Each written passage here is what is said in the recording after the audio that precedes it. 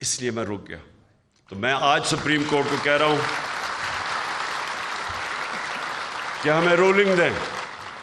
آپ ہمیں رولنگ دیں کہ ہمیں بتائیں کہ اس ملک میں کس بیسس پہ پہلے ہمیں روکا گیا اور جو انتشار کیا گیا، اور آگے کیونکہ میں نے ڈیٹ دینی ہے لوگوں کو کہ آگے جب ہم آئیں گے تو ہمیں بتائیں کہ کیا سپریم کورٹ الاؤ کرے گا اس طرح کی ان ڈیموکریٹک، بلکہ ڈکٹیٹرشپ میں بھی اتنا ظلم نہیں ہوا.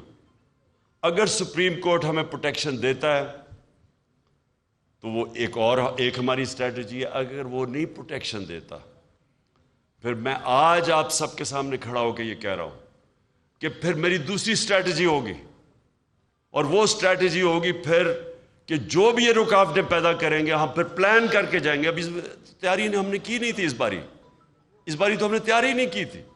ہمیں تو سپریم کورٹ کی کوئی 12 بجے کے اوپر ایک ججمنٹ آئی کہ جی راستے کھل گئے ہیں، چھوڑ دو سب کو.